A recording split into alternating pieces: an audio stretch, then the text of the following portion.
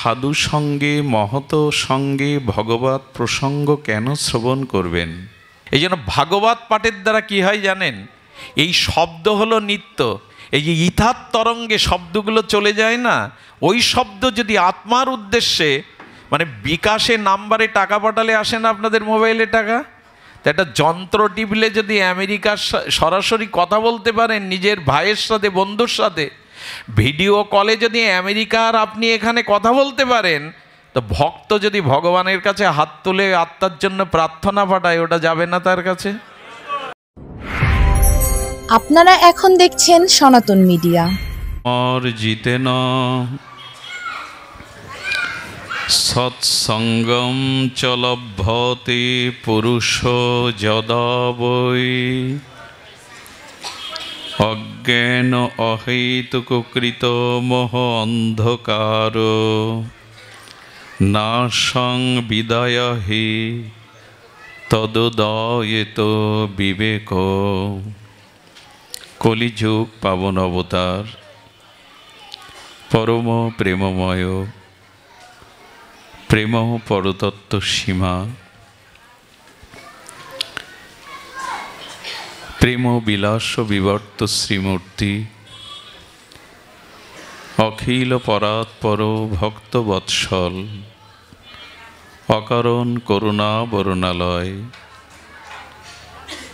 শ্রী শ্রী শচীনন্দন নদিয়া বিহারী শ্রী গৌর হরি পরম পাবন পতিত উদ্ধারণ প্রেম চিন্তামণি দাতা শিরোমণি পরম কারণিক পরম দয়াল শ্রী শ্রীল নিতাই চাঁদের মহা অনুকম্পায় শ্রী শ্রী গান্ধার্বিকা গিরিধারীর অহৈতুকী করুণায় মার্গশিষ্য অগ্রহায়ণের শুক্লপক্ষীয় গোপালগঞ্জ কেন্দ্রীয় কালীবাড়ি শ্রীমন্দির শ্রী অঙ্গনে পারমার্থিক আত্মকল্যাণে আজকের এই সুমঙ্গল মাঙ্গলিক ভাগবতীয় ভক্তিযজ্ঞের অমৃত যজ্ঞের পরম আয়োজন।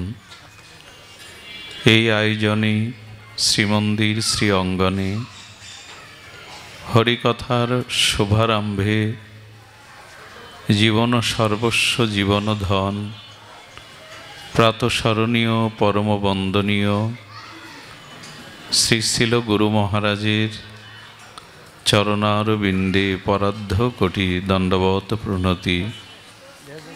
শ্রীমন্দিরে সমাগত সাধুজন, ভক্তজন, মহন্তজন, সুধীজন, শ্রদ্ধাশীলা ধর্মশীলা দেবীমূর্তি ভাগবতী মাতৃগণ, সকল ভক্তচরণে সশ্রদ্ধ দণ্ডবত প্রণতি। ভাগ্যদহেন বহুজন্ম সমর্জিতেন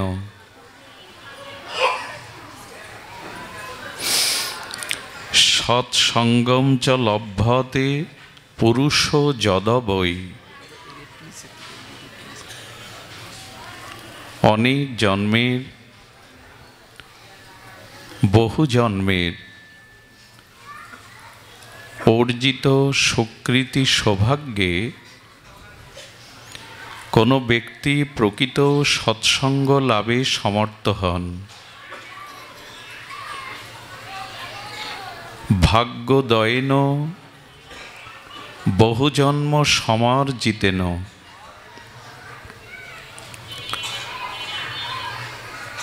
অতীতের বহুজন্ম সুকৃতি সৌভাগ্য বলে তিনি প্রকৃত শুদ্ধ ভক্ত বা সাধুসঙ্গ প্রাপ্ত হন। সাধুসঙ্গ প্রাপ্তির ফলশ্রুতি বলেছেন অজ্ঞান অন্ধকারও। আমাদের জন্মান্তরীণ যে অবিদ্যা অন্ধকার,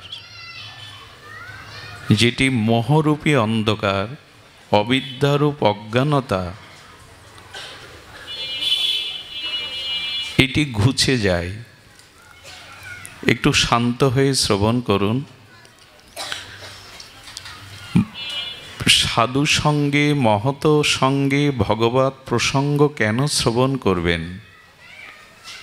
কারণ আমাদের অজ্ঞানতা, আমাদের মোহরূপ অন্ধকার গাঢ় হয়ে আসছে। তো অজ্ঞানতা এবং মোহরূপ গাঢ় অন্ধকার বিনাশ করে সৎসঙ্গ।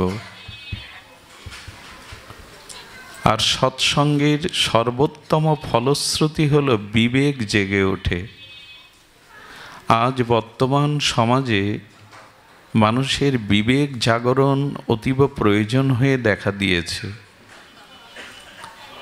কারণ যুগ সন্ধিক্ষণে কালক্রমে আমরা বিবেক হারিয়ে বসছি। আমাদের ভেতরে একটা অজ্ঞানতা মোহ আচ্ছন্ন করে ফেলছে। তো সৎসঙ্গেই সেই বিবেক জাগ্রত হয়। সূর্যোদয়ে যেমন অন্ধকার দূর হয়, ভয় দূর হয়, তেমনি সৎসঙ্গে ভগবৎ গুণকীর্তনে আমাদের বিবেক জাগ্রত হয়। তত দয়ে তো বিবেক। বর্তমান সময়ে বিবেক জাগরিত করার অতীব প্রয়োজন হয়ে দেখা দিয়েছে। কারণ পারিপার্শ্বিক প্রেক্ষাপট তাতে বিবেকহীন মানুষের সংখ্যা ধীরে ধীরে বেড়ে যাচ্ছে। বিবেক বর্জিত হিংস্র কর্ম এবং অবক্ষয় আমাদের মধ্যে প্রগাঢ় রূপে দেখা দিয়েছে। এই জন্য বিবেক জাগ্রত একমাত্র বহু জন্মের সৌভাগ্যদয়ে বিশুদ্ধ সাধুসঙ্গ প্রাপ্ত হলে তবেই মোহরূপ অন্ধকার অজ্ঞানতা দূরীভূত হয়ে বিবেক জাগবে। দেখুন, হরিকথা ভাগবত কথা এমনই মহিমাপূর্ণ, এটি তত্ত্বকে যে অনুভূতি নাও আসে, তত্ত্বত অনুভূতিতে যদি কারো নাও আসে, তবু শুনিলেই হয় বড় হিত।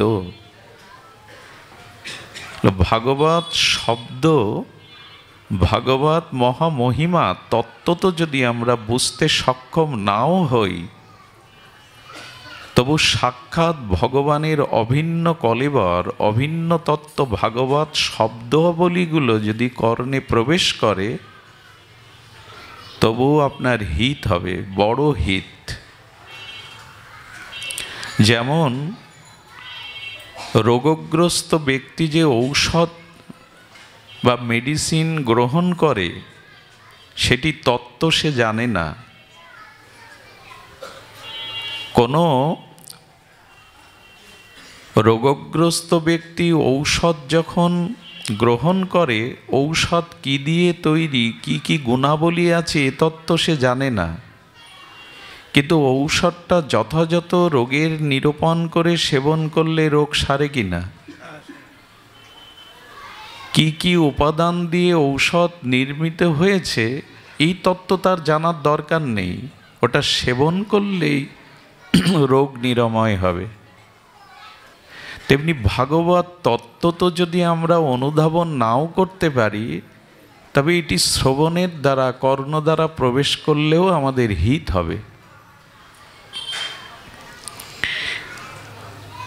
প্রবিষ্ট কর্ণরন্ধ্রেন সানাং ভাব সরোরোহম ধুনতি সমলং কৃষ্ণ সলিলস্য যতা শরত। হরিকথাকে শরৎ ঋতুর সাথে তুলনা করেছে। আমার এই বৈচিত্র্যময় ষড়ঋতু চক্রে ঋতুরাজ বসন্ত আর ঋতুরানী হল শরৎ। ভগবান সুখদেব পরমহংস কুলতিলক ইনি বহুবার ভক্তিকে শরৎ ঋতুর সাথে তুলনা করেছেন। ভক্তিকে ঋতুরানী শরতের সাথে তুলনা করেছেন। খুব ধ্যান দিন, শরতের সাথে ভক্তির তুলনা কেন করছেন ভগবান শুকদেব? বলেন, দেখবেন বর্ষাকালের ঘন মেঘ তার রং হয় শ্যামল কালো মেঘ, কিন্তু বর্ষার পরে যখন ঋতুরানী শরতের প্রবেশ ঘটে ঋতুচক্রে, তখন কালো মেঘ কি আকাশে দেখা দেয়? কি দেখা দেয়? কাশফুলের মতো সাদা মেঘের ভেলা, ভারী নয়, কালো নয়। বলো, বর্ষাকালে যে মেঘটা কালো ঘন দৃশ্যমান হচ্ছিল, সেটা শরৎ এলে মেঘগুলো কেন কাশগুলোর মতো সাদা তুলোর মতো শ্বেতশুভ্র হয়ে আকাশে উড়ে বেড়ায়? তার কারণ হলো বর্ষা কালের মেঘ। এই বাচ্চাগুলো কারা? রাধে।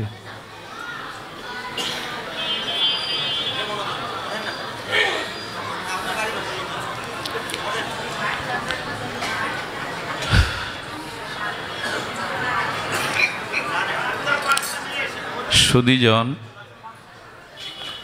সেই সকাল 11টায় বেরিয়ে ফরিদপুর হতে সারাটি দিনের বিশ্রাম নয়, একটু কৃপা করুন, হাত জোর করছি, একটু করুণা করুন। অনেক ক্লান্ত শ্রান্ত হয়ে আপনাদের চরণ প্রান্তে এসেছে, একটু পরিবেশ দান করুন। কোলাহলের মধ্যে হরিকথা বলবার যোগ্যতা আমার নাই, একটু কৃপা করুন। দেখুন, বর্তমান সময়ে হরিকথার পরিবেশও বিঘ্নিত হয়ে গেছে। নৈমিষারণ্যে এই স্থানটাই বেছে নিয়েছিলেন ঋষিরা। যদি একটু নির্মল বিশুদ্ধ আন্তরিক পরিবেশ না হয়, ভগবানের গুণগাথা স্বপ্রকাশ হতে চান না। একটু কৃপা করুন। তো বর্ষার মেঘমালা হতে জলগুলো বৃষ্টির দ্বারা ঝরে যায়, তাই মেঘটা হালকা হয়, শ্বেতশুভ্র হয় এবং নির্মল আকাশে শুভ্র তুলোর মতো উড়ে বেড়ায়। তেমন কারো জীবনে যদি হরিকথার দ্বারা বিবেক জাগ্রত হয়, মোহ অন্ধকার দূর হয়, তখন ভক্তির প্রবেশে তার হৃদয়টাও শরতের মেঘমালার শুভ্রতা প্রকাশ পায়, শ্বেতশুভ্র হয়ে যায়। কারণ কি জানেন? মেঘ জল দান করে জগৎকে, মৃত মরুগুলো সজীবিত হয়ে ওঠে, কৃষক কুলের মুখে হাসি ফোটে, তপ্ত ধরিত্রী শীতল হয়। তো মেঘ জল দান করে ধরিত্রীকে, আর অন্যকে দান করলে ভেতরটা খুব হালকা হয়।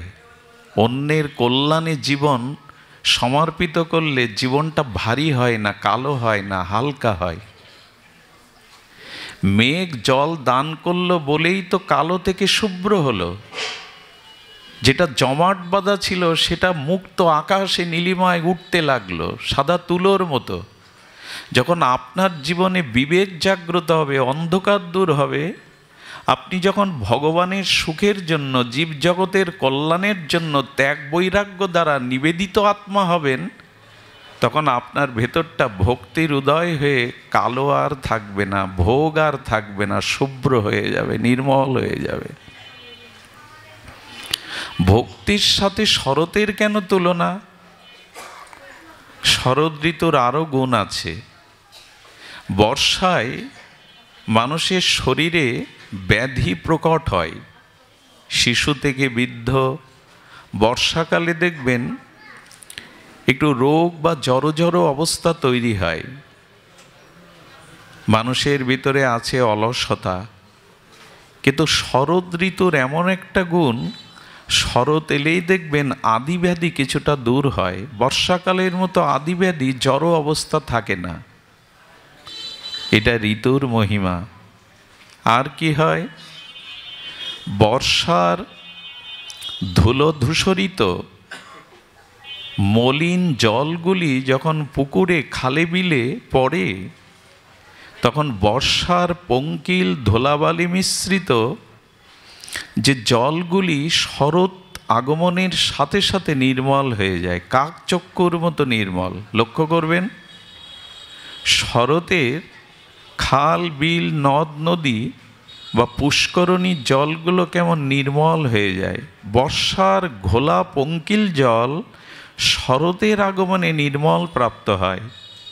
ঠিক আমাদের হৃদয়ে যখন হরি কথা অর্থাৎ ভাগবত তত্ত্ব প্রবেশ করে সাধুর অনুভূতি কৃপায় আমাদের চিত্তও যখন ভক্তির প্রকাশ ঘটে, তখন আমাদের চিত্ত ওই মলিনতা আর থাকে না।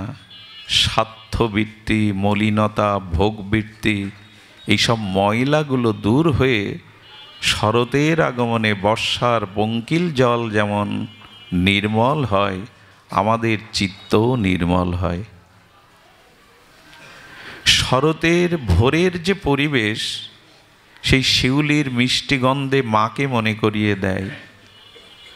সেই ঘাসের ওপরে শিশির বিন্দু একটা নৈসর্গিক পরিবেশ দান করে। আর শরতের সেই নির্মল বাতাবরণ আমাদের মনকেও কোথাও, চিত্তকে কোথাও প্রসন্ন করে তোলে।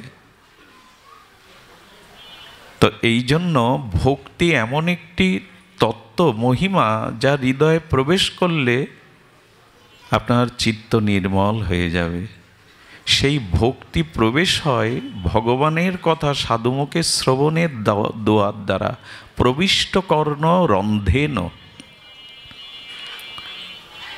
প্রবিষ্ট কর্ণরন্ধেন, কর্ণরন্ধ দিয়ে ভগবানের গুণগতা অনুভববেদ্য সাধুর মুখে, সেই সাধুর মুখারবিন্দ অনুভূতিলব্ধ হরিকথা আপনার কানে প্রবেশ করলেই হলো। ধনতি সমলং কৃষ্ণ সলিলস্য যতা শরত। সেই নির্মল করবার জন্য, বিবেককে জাগাবার জন্য, মোহ অন্ধকার বিনাশ করবার জন্য আমাদের এই হরিকথার আয়োজন। আসুন আমরা কথাতে মনোনিবেশ করি। আমি আপনাদের মিউজিক দিয়ে, বাজনা দিয়ে, সঙ্গীত দিয়ে আনন্দ দিতে পারবো না। আমার গুরুদেবের নির্দেশ নাই ব্যাসাসনে বসে সুর দেওয়া, মিউজিক দেওয়া। খালি এই শুষ্ক কণ্ঠের কথাগুলো আপনাদের একটু কর্ণ দিয়ে হৃদয় পেতে নিতে হবে, এইটুকু অনুরোধ। সুধীজন, ভগবানের শক্তির পরিচয় আমাদের একটু নিতে হবে। ভক্তি আসলে তার স্বরূপ কি, ভক্তির বৃত্তি কি, ভক্তির মহিমা কি, একটু কৃপা করে এই তত্ত্ব অনুধাবন করবার চেষ্টা করুন। দেখুন, ভগবানের অনন্ত শক্তির মধ্যে তিনটি শক্তি প্রধান। কয়টা শক্তি? তিনটি শক্তি প্রধান। বারবার এভাবে জিজ্ঞাসা করতে নেই। তিনটি শক্তি একটু ধ্যান দেওয়ার জন্য এক কথা দুইবার উচ্চারণ করতে হয়, যাতে সকলে মনোনিবেশ করে। তো তিনটি শক্তি প্রধান, তার মধ্যে অন্তরঙ্গা শক্তি হল ভগবানের লীলা চালিকা শক্তি।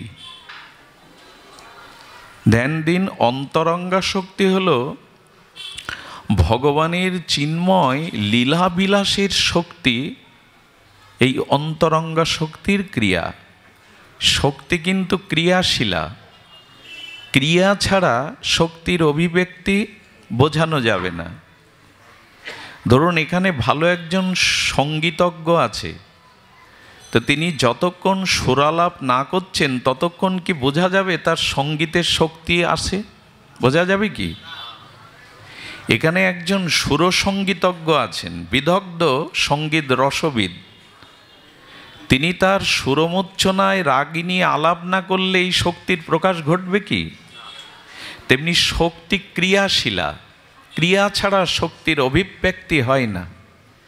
বিদ্যুতের তারের মধ্যে শক্তি রয়েছে, তা আমরা সেটা চোখে দেখতে পাই না, কিন্তু ওই তার থেকে সংযোগ করে যখন বাল্ব জ্বলছে, টিউব জ্বলছে, যখন ফ্যানগুলো চলছে, এই শব্দযন্ত্র ক্রিয়াশীল হচ্ছে, তখন শক্তির বহিঃপ্রকাশ বোঝা যায়। এই জন্য শক্তি ক্রিয়াশীলা। তো ভগবানের তিনটি শক্তি প্রধান। একটি হলো অন্তরঙ্গা শক্তি, যা দিয়ে তিনি লীলা বিলাস করেন। আর দ্বিতীয় শক্তিটি হলো বহিরঙ্গা মায়া শক্তি। ভগবানের বহিরঙ্গা এই মায়া শক্তির দ্বারা তিনি কি করেন? সত্য, রজ, তম এই তিন গুণের দ্বারা এই সৃষ্টিলীলা তিনি সৃষ্টি করেন। এই পৃথিবীটা তিন গুণের সমন্বয়ে সৃষ্টি করেছেন। এর নাম ভগবানের বহিরঙ্গা মায়া শক্তি। আরেকটি শক্তি আছে ভগবানের, তার নাম তটস্থ জীব শক্তি। অর্থাৎ ত্রিগুণময়ী বহিরঙ্গ মায়ার দ্বারা জগৎ সৃষ্টি হলো, কিন্তু জগৎকে ভোগ করবে কে? জগতে যদি মানুষ না থাকে, জগতে যদি জীব নিবাহ না থাকে, এই অনন্ত কোটি জীবকুল প্রাণীকুল মানুষ যদি না থাকে, তো সৃষ্টি করে সার্থকতা কোথায়? সৃষ্টিকে ভোগ করবে কে? আপনারা সবাই এখান থেকে সগৃহে প্রত্যাবর্তন করে এখানে আমাকে একা বসিয়ে দেন, এখানে আনন্দ হবে কি? পাঠের কোনো ভাগবত আলোচনার কোনো আনন্দ আমি পাবো কি? সৃষ্টি যখন হয়েছে, সৃষ্টি ভোগের জন্য ভগবান তটস্থ জীবশক্তি দিয়ে আমাদেরকে পাঠিয়েছেন। কি কি শক্তি বলা হলো? অন্তরঙ্গা শক্তি, বহিরঙ্গা শক্তি, তটস্থ শক্তি। ভাগবত কথা সাধারণ কোনো বিষয় নয়, একটু ধ্যান দিতে হবে, মনোযোগ দিতে হবে। তত্ত্ব না জানলে আমরা ভিত যদি আমরা শক্ত না করি না, উপরে সমাধি দেওয়া যাবে না, ওপরে মন্দির তৈরি করা, বিশাল অট্টালিকা করা যাবে না, তাহলে রানা প্লাজার মতো ভেঙে পড়বে। ভিত শক্ত হতে হবে। এই ভিতটাই হলো তত্ত্ব। এটি না জেনে আবেগে হুড়োহুড়ি করলে, দাপাদাপি করলে কিছু পাওয়া যাবে না। তো আমরা অন্তরঙ্গা শক্তিটা ভগবানের লীলা শক্তি, বিলাস শক্তি, বহিরঙ্গা মায়া শক্তির দ্বারা জগৎ সৃষ্টি, আর তটস্থ শক্তি দ্বারা এই অসংখ্য জীব নিচয় সৃষ্টি। তটস্থ কাকে বলে? তটস্থ বলে তটে যিনি স্থিতি হয়ে দাঁড়িয়ে আছেন। ধরুন গঙ্গা, গঙ্গার তট আছে, জলও না, আবার আপনি জলেও নেই, আবার কূলের বহু দূরেও নেই। জল এবং স্থলের মধ্যখানে যিনি অবস্থান করেন তাকে বলে তটস্থ। তটস্থ হলো আমরা জীব শক্তি। জীব শক্তি মায়ার ভগবানের ঠিক মাঝখানে দাঁড়িয়ে। গঙ্গা এবং গঙ্গার তট, এই দুটির মধ্যস্থিত সীমায় যিনি দাঁড়িয়ে তাকে বলে তটস্থ। আমাদের সামনে একদিকে গঙ্গা, একদিকে হলো মায়া, অর্থাৎ একদিকে ভগবান, একদিকে ভগবানের বহিরঙ্গা মায়া শক্তি, ঠিক তার মাঝখানে তটস্থ হয়ে জীব আমরা দাঁড়িয়ে আছি। কিন্তু আমার দুর্দশা কি জানেন? পেছনে গঙ্গা, আমি গঙ্গামুখী হয়ে দাঁড়িয়ে নেই। পতিত পাবনী সদ্য পাতক নাশিনী হরির চরণশ্চ্যুতা, গঙ্গার দিকে আমি নাই, আমি গঙ্গার বহির্মুখ হয়ে আর বাহিরের দিকে চেয়ে আছি। আমার কাছেই ভগবান আছে, অথচ আমি ভগবানের দিকে দৃষ্টি দেইনি, জগতের দিকে দৃষ্টি দিয়েছি। এই জন্য আমরা কিছুটা মায়াতে দাঁড়িয়ে। ভগবান কিন্তু দূরে নয়। হৃদ্দেশ অর্জুনতিষ্ঠতি, এই গীতার বাক্যে ভগবান বলছেন স্ত্রী, পুত্র, গৃহ, সম্পত্তি তোমার চোখের সামনে, 24 ঘন্টা তোমার সাথে তারা থাকে না, কিন্তু আমি তোমার হৃদয়ে বসে আছি, সর্বক্ষণ আছি। এই জন্য আমাদের একদিকে ভগবান, একদিকে সংসার, মাঝখানে দাঁড়িয়ে আমি কোন মুখী হয়ে দাঁড়িয়েছি? না আমার মতো মাদিস অজ্ঞ জীব মায়ার জগতের দিকে, ভোগের দিকে দৃষ্টি দিয়েছে, ভগবানের দিকে দেয়নি। ভাগবত এই শক্তিকে জানিয়ে, বিবেককে জানিয়ে বলে, অনেকবার চেয়েছো জগতের দিকে, সুখ পাওনি, আনন্দ পাওনি, দুঃখ জরাব্যাধি নিষ্কৃতি হয়নি, এবার মায়া বিমুখ হয়ে ভগবতমুখী হও, ভগবানের দিকে চাও। এই বিবেক, এই চেতনা ভাগবত থেকে জেগে ওঠে।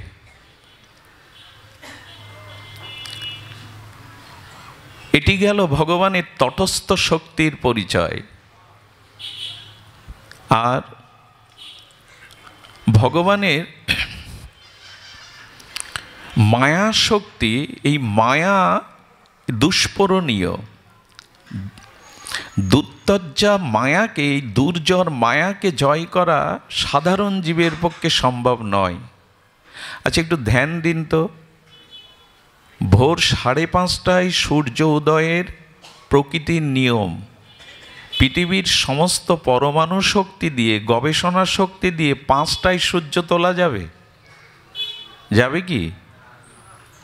আচ্ছা, এই যে রাতের অন্ধকার, একে কামান দাগিয়ে, বন্দুক দিয়ে, ছুরি তলোয়ার দিয়ে, বোমা দিয়ে অন্ধকার তাড়ানো যাবে? এটা নিয়ম কি অন্ধকার তাড়ানোর? বলে এত বল প্রয়োগ করা লাগবে না, সূর্য উদয় হলেই উদিত সূর্যের কিরণমালায় অন্ধকার এমনিই পালাবে। তেমনি যে মায়া, একে জয় করা আমাদের পক্ষে আদৌ সম্ভব নয়। এই যে মায়া আমাদেরকে অন্ধকারেই রেখে দেয়। মায়া এ জগৎকে, ভোগকে, প্রবৃত্তিকে সুন্দর করে দেখায়। এই জন্য আমরা মায়াতে একরকম মুগ্ধ। সুধীবৃন্দ, কিছু কিছু মানুষ অতি আবেগে কোনো বিষয়বস্তুর প্রতি অতিরিক্ত মুগ্ধতা আনে, আর ওই মুগ্ধতায় তার পতন হয়। কেমন জানেন? খুব মূল্যবান একটি দৃষ্টান্ত। মায়াতে মুগ্ধ হলে আমাদের কীরূপ দশা হয় একটু শুনুন। আচ্ছা, আপনারা কালো ভ্রমর দেখেছেন?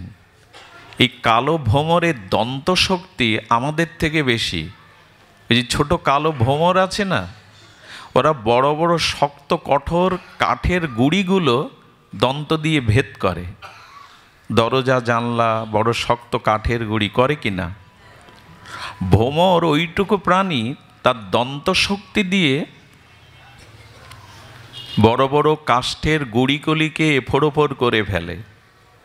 ওই ভ্রমর শরতের আর সরোবরের প্রস্ফুটিত কমলদল অর্থাৎ পদ্মের মধ্যে পদ্মের মধুগন্ধে অলিকুল ব্যাকুল হয়ে, গুঞ্জরিত হয়ে ওই পদ্মের মধু পান করবার জন্য ভ্রমর এসে বসে। কিন্তু পদ্মের একটি স্বভাব হলো, পদ্মফুলের স্বভাব হলো সূর্য উদয়ে পদ্মের পাপড়ি প্রকাশিত হয়, আর সূর্য অস্ত গেলে পদ্মের পাপড়িগুলো আবার স্তিমিত হয়ে যায়। এটি পদ্মফুলের একটি স্বভাব। তো ওই যে ভ্রমর অলি, সে ব্যাকুল হয়ে পদ্ম মধুগন্ধ আস্বাদন করতে গিয়ে এতটা মুগ্ধ হয়ে গেছে যে পদ্মের পাপড়িগুলো যখন স্তিমিত হলো সূর্য অস্ত যাওয়ার পরে, তখনও বেরিয়ে আসার আর সম্ভব হয়নি।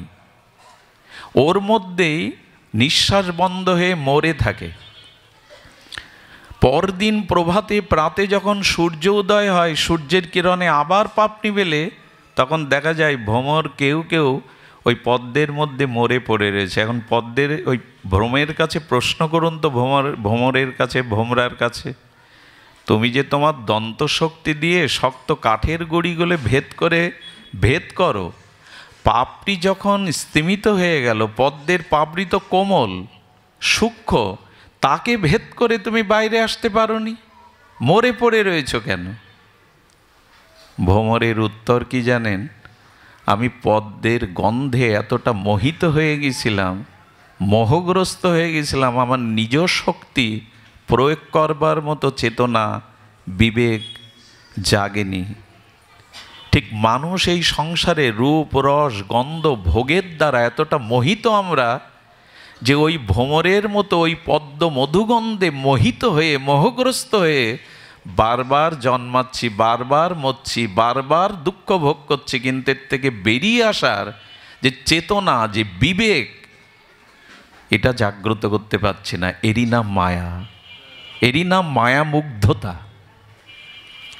এই সংসারের রূপরস গন্ধে, ভোগ বৃত্তিতে আমরা এতখানি মোহগ্রস্ত হয়ে গেছি যে আমাদের নিজ শক্তি ক্রিয়া করছে না। বারবার জন্ম, বারবার মৃত্যু, বারবার এই দুঃখময় সংসারে কর্মভোগ করছি। সুখী কে জগতে? মায়াবদ্ধ জীবের এই জ্ঞান নেই যে আমাকে এর থেকে বেরোতে হবে। এই জন্য তো সাধু সঙ্গ, এই জন্য তো হরি কথা, যাতে বিবেক জাগ্রত হয়। আমি আমার স্বরূপকে, আমার ঘুমন্ত শক্তিকে আমি জাগাতে পারি। এই জন্য ভাগবত, এই জন্য ভাগবত কোলাহলের জিনিস নয়, মনোরঞ্জনের জিনিস হলে ফাংশানে যান, জাদু খেলা দেখতে যান, পার্কে যান, মনোরঞ্জনের অনেক ব্যবস্থা আছে জগতে। ভাগবত মনোরঞ্জনের জিনিস নয়, ভাগবত মোহ অন্ধকার দূর করে বিবেক জাগ্রত করার তত্ত্ব। এখানে কোলাহলের জায়গা নয় তো।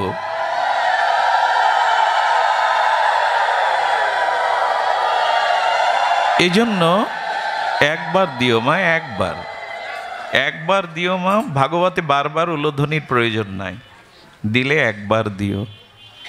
সুধীজন, এই জন্য এই মায়া শক্তির মুগ্ধতা হতে জীব ত্রাণ সেদিনই পাবে যেদিন ভগবানের অন্তরঙ্গা শক্তির সাথে তার পরিচয় হবে। বিষয়টি একটু কঠিন, কিন্তু বোঝা চাই, নাহলে আমরা মোহ থেকে বেরোতে পারবো না। এই অন্তরঙ্গ শক্তির সাথে আমাদের একটু যুক্ত হতে হবে। এই অন্তরঙ্গা ভগবানের শক্তি আবার 3 প্রকার বিভাজন হয়েছে। একই বিদ্যুৎ দিয়ে অনেক প্রকার ক্রিয়া করা যায়। টিভি চালানো যায়, ফ্যান চালানো যায়, টিউবও চালানো যায়, কত কি একই শক্তির ক্রিয়া বিভিন্নভাবে প্রকাশ হয়। তেমন ভগবানের অন্তরঙ্গা শক্তির আবার 3টি প্রকাশ: সদংশে সন্দিনী, চিতংশে সম্বিত, আর আনন্দে অংশে লাদিনী। শব্দগুলো এমন আচার্যরা জানিয়েছেন, এগুলো ওই যে বললাম, ঔষধ খেলে ওর উপাদান গুণ না জানলেও কাজ হবে, এগুলো কানে গেলেই ক্রিয়া হবে। শতংশে সন্দিনী, চিতংশে সম্বিত, আর আনন্দংশে লাদিনী। ভগবানের স্বরূপ শক্তি বৃত্তির আবার এই 3 প্রকার। তার মধ্যে আমরা একটু যদি সহজ করে বুঝতে চেষ্টা করি, যে সদংশে সন্দিনী, সন্দিনী মানে কোনো বস্তু ধারণের জন্য পাত্র প্রয়োজন। তেমন ভগবান জগতে যখন সচ্চিদানন্দ বিগ্রহ রূপে প্রকট হন, তখন সেই ভগবানকে ধারণ করার যে শক্তি, তার নাম সন্দিনী। যেমন ধ্যান দিন, শ্রীধাম বৃন্দাবন ব্রহ্মার সৃষ্টি নয়। এই জগৎকে সৃষ্টি করেছে ব্রহ্মা, কিন্তু শ্রীধাম বৃন্দাবন ব্রহ্মার সৃষ্ট জগতের কোনো অংশ নয়। এখানে কোনো পাঠক আচার্য আসবেন, ভাগবত প্রবক্তা আসবেন, এই জন্য আসনটা আগে তৈরি করা হয়েছে কিনা? কোনো মান্যবর এখানে প্রধান অতিথি রূপে আসন গ্রহণ করবার আগে আসনটা পেতে রাখা হয় কিনা? তেমনি ওই সচ্চিদানন্দঘন ভগবান যেখানে লীলাবিলাস করবার জন্য আসেন, সেই স্থানটা জগতের প্রপঞ্চের মতো নয়। এই জন্য বৃন্দাবনকে ধাম বলা হয়, গয়া কাশী তীর্থ, কিন্তু বৃন্দাবন, একবার আবার বলি, গয়া কাশী প্রয়াগ এগুলি তীর্থ, আর বৃন্দাবন হলো ধাম। ধাম আর তীর্থের পার্থক্য কি? তীর্থে গেলে পূর্ণ হয়, পাপ ক্ষয় হয়, তবে যদি তীর্থের নিয়মাবলী পালন করা হয়। তীর্থে গেলে অপরাধ করলে কিন্তু আরও বেড়ে যাবে। এখন আমরা তীর্থে যাই পিকনিক করতে, এনজয় করতে। তীর্থটা পিকনিক করা, যেমন গঙ্গাতে স্নান করলে পাপ ধুরায় কখন? দেখুন নিয়ম আছে, গঙ্গাকে স্পর্শ করে আগে গঙ্গার চরণ বন্দনা করতে হয়, শরণ প্রণাম করতে হয়। তুমি হরির চরণামৃত, তোমাতে আমি পা রাখতে পারি না মা, এই জন্য তোমাকে প্রণাম করে এই জল আগে মাথায় নিতে হয়। যে কাপড় পরে বাথরুমে ল্যাট্রিনে গিয়েছিলাম ওই কাপড় পরে গঙ্গায় নামতে নাই। চরণামৃততে, গোবিন্দের চরণামৃততে ওই অশুদ্ধ অশুচি পোশাক পরে যাওয়ার কথা। একটা গামছা পরুন, কিন্তু শুদ্ধ হতে হবে, নূতন। তেল মেখে বা সাবান মাখার জন্য গঙ্গায় লাবা যাবে না। আজকে গঙ্গাকে আমরা কি করছি? পৃথিবীর সব কিছুকে আমরা অশুদ্ধ করার জন্য বড় ওস্তাদ। ভালো কিছু, পবিত্র কিছু আমরা রাখবো না। পৃথিবীটাকে দূষণ করছে কারা? আমার মনে হয় বায়ু দূষণ হয়েছে, শব্দ দূষণ হয়েছে, কিন্তু সব থেকে দূষিত হয়েছে মানব দূষণ। মানুষ সব থেকে বেশি দূষিত হয়েছে।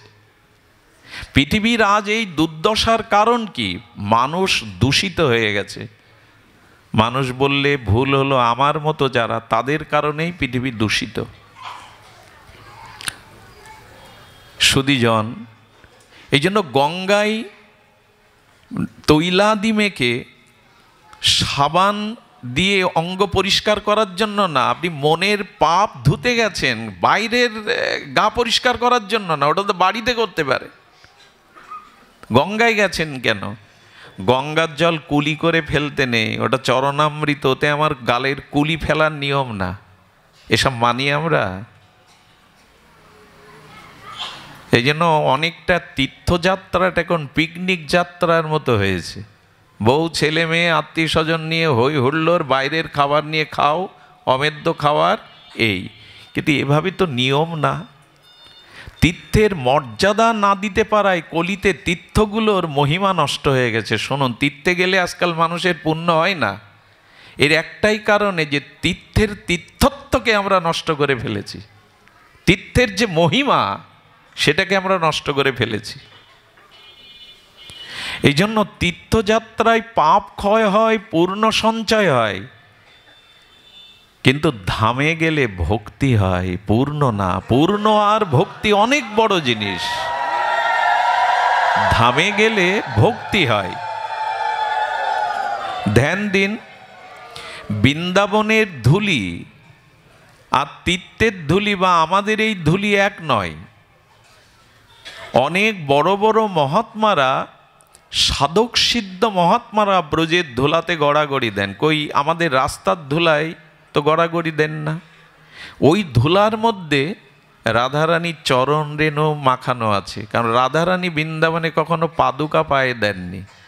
শ্রী গোবিন্দ সচ্চিদানন্দ ঘন মনোহর শ্যামসুন্দর মুরলীধারী শ্রী গোবিন্দ ব্রজে কখনো পাদুকা পায়ে, মথুরায় দিয়েছেন, দ্বারকায় দিয়েছেন, বৈকুণ্ঠেও আছে, বৃন্দাবনে দেননি। অসংখ্য আর মহাপুরুষগণ, ভগবানের অন্তরঙ্গ প্রিয় পার্ষদ ভক্তগণের চরণধুলি মাখানো আছে। ওই বাতাসটার মধ্যে মাখানো আছে কোটি কোটি ভক্তের নাম মহিমা, ভজন অনুভূতির মহিমা। যেমন এখানের বাতাসটা এখন বদলে গেছে। এর মধ্যে কেউ অসৎ চিন্তা এখন করবে না। এর মধ্যে নারী পুরুষ একসাথে থাকলেও কারো কোনো বিকার এখন মনে আসবে না, কারণ হরিকথা শুদ্ধ ভক্তের অনুভূতিতে বাতাবরণটাই বদলে গেছে। তো যেখানে হাজার হাজার বছর ধরে মনীষীরা, তপস্বীরা, সাধকরা, প্রেমিকরা ভজন করছেন, সে বাতাসটা কিছু আলাদা। এই জন্য ধামে গেলে ভক্তি হয়। তো সন্দিনী শক্তি মানে ভগবানের ধাম, যা ভগবানকে আশ্রয় দিয়েছে। যেমন ভগবানের পিতামাতা, বস্ত্র, অলঙ্কার, আসন, এগুলি সব সন্ধিনীর আধার। একটু মনোযোগ দিয়ে এই বিষয়গুলো জানলে আমাদের অনেক সংশয় দূর হয়। ধাম এবং তীর্থ ভিন্ন। শ্রীধাম বৃন্দাবন হলো ধাম, পুরী হলো লীলাচল ধাম, নবদ্বীপ হলো ধাম। সুধীজন, এই জন্য এই ধাম হলো ভগবানের সন্ধিনী শক্তির আধার। আধার মানে আশ্রয়। এটি গেল একটি শক্তি। অন্তরঙ্গা শক্তির তিনটি পরিচয়, তিনটি ক্রিয়া। একটি সদংশে সন্ধিনী আর চিতংশে সম্বিত। সম্বিত মানে সম্যক প্রজ্ঞা, জ্ঞান। দেখুন, জ্ঞান খুব প্রয়োজন। জ্ঞান, বিশুদ্ধ জ্ঞানের বিশেষ প্রয়োজন। নহি জ্ঞানেন সদিশং পবিত্র মিহ বিদ্যতে। শ্রীগোবিন্দ গীতাবাক্যে বললেন, জ্ঞানের ন্যায় পবিত্র বস্তু এ জগতে নাই। অগ্নি যেমন সমস্ত পদার্থকে বিশুদ্ধকরণ করে দেয়, জ্ঞান ও মানুষের সমস্ত অবিদ্যাকে পুড়িয়ে তাকে শুদ্ধ করে দেয়। জ্ঞান হলো তরণী, নৌকা। নৌকাকে আশ্রয় করলে যেমন আমাকে পার করে ওপারে নিয়ে যায়, জ্ঞানকে আশ্রয় করলে মায়া কবলিত পার হতে ভগবানের রাজ্যে যাওয়া যায়। নহি জ্ঞানেন সদিশং পবিত্র মিহ বিদ্যতে। জগতে জ্ঞানের ন্যায় পবিত্র কিছু নাই, কিন্তু এই জ্ঞানটার আকার আবার অনেকগুলো। পদার্থ জ্ঞান, জড়বিদ্যার জ্ঞান, প্রকৌশলীর জ্ঞান আছে না, ইঞ্জিনিয়ার যারা, পদার্থবিদ যারা, উদ্ভিদবিদ যারা, জ্ঞানের তো অনেক প্রকরণ আছে। এই জ্ঞানগুলো ক্ষুদ্র ক্ষুদ্র, কিন্তু প্রকৃষ্ট সাম্যক পরিপূর্ণ জ্ঞান কি? এই জগতে যারা ডক্টরেট করেছে, যারা ডাক্তার, ইঞ্জিনিয়ার, প্রকৌশলী বা বিজ্ঞানী, গবেষক, এই জ্ঞানগুলো ক্ষুদ্র ক্ষুদ্র। ক্ষুদ্র কেন বলছি জানেন? স্যার আইজাক নিউটনও বলে গেলেন, আপনাদের আমাদের থেকে ভালো জানা, আমি তো মূর্খ, আমার বিদ্যা অনেক সীমিত, আপনারাই ভালো জানেন, আপনারা শিক্ষিত সমাজের মানুষ। নিউটন তার জীবদ্দশায় একথা বলে গেছেন, আমার সম্মুখে জ্ঞানের সমুদ্র, তাতে অবগাহন করা আমার ভাগ্যে হলো না। আমি জ্ঞানের সমুদ্র তীরে কিছুটা ঝিনুক কোড়ালাম। এ যদি নিউটন বলে থাকেন, আমাদের এই জ্ঞানগুলো সীমিত। সাম্যক জ্ঞান কোনটা? খুব ধ্যান দিতে হবে এই কথাটির। প্রকৃত সাম্যক পরিপূরক জ্ঞান কোনটি? বললেন, কৃষ্ণে ভাগবত্তা বুদ্ধি সম্বিতের সার। জ্ঞানের মধ্যে সার হলো, পরিপূর্ণ জ্ঞান হলো সকল বস্তুতে ভগবানকে দেখা, কৃষ্ণকে দেখা। এটা খুব মার্মিক কথা বলি, হৃদয়ে লিখে নেন। যারা মন্দিরে ভগবানকে দেখে, আর কোথাও ভগবান দেখে না, এদের দৃষ্টি অনেক সংকীর্ণ, ক্ষুদ্র, সাধারণ। যারা শ্রীমন্দিরে ভগবানকে দেখে, আবার সকলের মধ্যে ভগবানের সত্তাকে অবলোকন করে, এদের জ্ঞান অসাধারণ, এদের দৃষ্টি অসাধারণ। এরাই প্রকৃত জ্ঞানী। জ্ঞানী কারা? সর্বভূতে যিনি ঈশ্বর। সর্বভূতে ঈশ্বর দর্শনের একটা সুফল কি জানেন? ঈশ্বরের চেতনা থেকে আমার আর দূরে সরার জায়গা নাই, সবখানেই তো তিনি। কবির ভাষায় যদি বলতে হয়, আছো অনল অনিলে, চিরনভনীলে, ভূধর সলিলে গহনে, আছো বিটপি লতায়, জলদেরও গায়, শশী তারকায় তপনে। কিন্তু আমার নয়নে যে বসন বাঁধা, কাপড় বাঁধা, আমি তো দেখি না। সর্বং খলিদং ব্রহ্ম, সবখানেই তার অস্তিত্ব বিদ্যমান। বাতাস যেমন সবখানে আছে, অনন্ত বিভু আকাশ যেমন সবখানেই অবস্থান করছে, ভগবানের অবস্থান সবখানে। এই সর্বভূতে ভগবানকে উপলব্ধি করাই হলো জ্ঞানের সার। অন্য ব্রহ্মার জ্ঞানও ক্ষুদ্র, দেবতাদের জ্ঞানও ক্ষুদ্র, তিনিই প্রকৃত জ্ঞানী, যিনি সর্বভূতে। আর এটি দেখলে কি হয় জানেন? জীবনের পরিপূর্ণতা আসে। ধ্যান দিয়ে শুনুন। আচ্ছা, সরিষা বুননের সময় ক্ষেত পরিপাটি করে কৃষক যখন সরিষার বীজগুলো ছড়িয়ে দেয়, তখন ক্ষেত দেখা না দেয় না বীজ দেখা যায়? বীজগুলো দেখা যায় না, ক্ষেতটাই দেখা যায়। দূর থেকে দেখলে সরিষার দানা দেখতে পাবেন, কি দেখতে পাবেন? ক্ষেত, ক্ষেত্র। কিন্তু উপযুক্ত জল, সার, নির্মল বায়ু ওখানে প্রয়োগ করলে কিছুদিন বাদে অঙ্কুর উদ্গম হয়ে সরিষাটা দেখা দেয়, অঙ্কুর উদ্গম হয়। যখন সরিষায় ভরে গেল ক্ষেত, তখন ক্ষেত দেখেন না, সরিষার ফুল দেখেন, ফল দেখেন, কি দেখা যায়?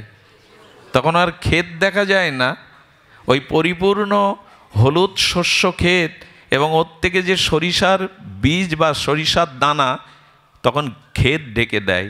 সেই দিন আপনি প্রকৃত জ্ঞানী হবেন, যখন আপনি অমুক তমুক না দেখে ওই যে ক্ষেত দেখা যাচ্ছে না ফসল দেখা যাচ্ছে, আগে বীজ দেখা যাচ্ছিল না ক্ষেত্র দেখা যাচ্ছিল, এখন ক্ষেত্র দেখা যাচ্ছে না ফসল দেখা যাচ্ছে। তো ভগবানের চেতনাকে সাধনার দ্বারা ক্রমোন্নতিতে যখন এই উপলব্ধি হবে যে সবখানেই ভগবান, এই জ্ঞানটাই হলো সাম্যক জ্ঞান, প্রকৃত জ্ঞান। এই উপলব্ধিটা আমাদের ভাগবত দিতে এসেছিলেন। কৃষ্ণে ভগবত্তা বুদ্ধি সম্বিতের সার। আমি যা শুরু করেছি তা মায়েদের ঘুম পড়বে, এবার মায়েরা ঘুমাবে। তত্ত্ব কথা বললে মানুষের ঘুম পায়, লীলা কথা বললে মানুষ একটু স্বস্তি পায়। বাবা এত এত বলার কি আছে, সহজে যা তাই বলো।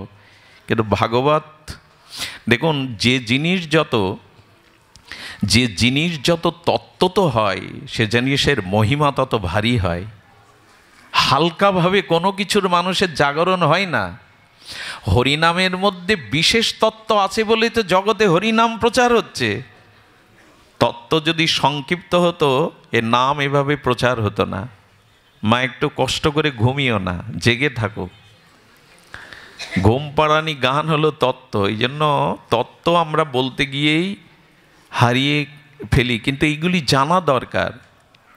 সুধীজন, নারিকেলের ওপরটা দেখবেন খুব কঠোর, যে কোনো পশু পাখি নারকেল ভেদ করতে পারে না, শক্ত আবরণ।